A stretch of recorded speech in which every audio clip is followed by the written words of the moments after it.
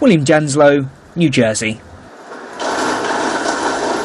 Well, financial decisions can be difficult, especially with our emotional and sometimes irrational link to money. For this reason, it's important to find a financial advisor who offers sound guidance around a core financial plan and investment strategy. So this evening in our Investing 101 segment, we're discussing how to do this with financial advisor at Citadel, Christelle Lowe. Christelle, thanks so much for your time today. Why is this so difficult? I think when you talk about money, people tend to be emotional and make irrational decisions. So it's very important for them to consider a good financial advisor that will really look after their financial interests and provide them with a good financial strategy and plan. So how do you identify a good financial advisor? Good question. I think it's important to firstly look at the qualifications of the individual to make sure the person is well qualified. It's important to look at the experience of the individual. Because let's say you're actually an accumulator and you want to start investing in a new investment to start building up a portfolio for yourself. You may need a different individual than someone that has just sold their business and needs some structuring on the estate planning side, on the company side, on tax side. So you have to be very specific of what you need. So how they fit exactly where you are along your own financial journey. Just on the qualifications, what sort of qualifications should they have? The qualification in the industry is the Certified Financial Planning or CFP qualification. And that's very important to look out for an individual that is qualified with a CFP. Individuals can go to the FBI website and have a look. That's the Financial Planning Institute. That's right. That's right. And actually have a look and see what individuals they can speak to. All right, so let's say then you also identify a person, but again, you still need to figure out if they are suitable for you. So what questions should you ask? You should actually explain to the individual what you're looking for and what you need. And actually get a sense that this person really understands you, really get a sense of what you're looking for.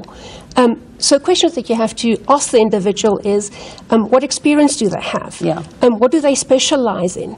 Are they tied to the company that they provide advice to? For instance, if they provide advice just for an individual insurance company, will it be possible for them to provide advice from a different product or a different advisor? I think that's quite important.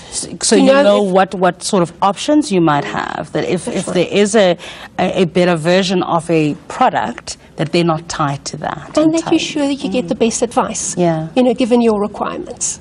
Okay, so then you've found this particular individual. What should they cost you? That's an important question as well. It all depends. If you look at fees and how advisors charge, it is important to know that if you want ongoing advice, that you pay an ongoing fee, and there's not just a once-off commission-driven, product sold type of advice you're getting for an individual transaction. Also to get an understanding of, how the advisor charge. Is it just a once-off fee, or is it an ongoing fee? Will there be charges on changes in the portfolio to ensure that you align your interests with that of the individual as an advisor? And it's often very good to actually consider paying performance fees to ensure you reach certain benchmarks. And why is that? It would actually align your interest with that of the individual. To make sure that when you advise a client and you agree on a certain benchmark, let's say it's inflation plus 4 or if inflation plus 6, that when you reach that benchmark, that you do get performance fee. So you share in that incentive, and that aligns the interests. There's a lot of interest at the moment from a lot of retail investors, many who'd never invested before in investing. They have options to go online and do it themselves and all sorts of things. What's the value in advice and getting a financial advisor? Financial advisor should provide you with a financial roadmap and a financial strategy for you to know that there's a bigger picture. The investment product that you're purchasing initially, the tax-free investment savings plan, for instance, is only one step towards your financial future. That's not financial advice as such. The financial advice really comes in where you have a strategy and you know where you're going to end up.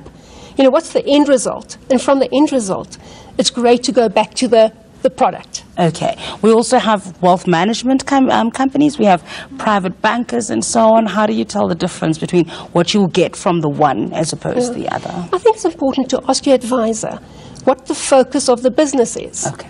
Because if you go to a boutique wealth management company, you'll find that the whole business is actually planned around the individual, to make sure that the individuals that they appoint, the services is aligned, everything is focused only on the individual. Okay.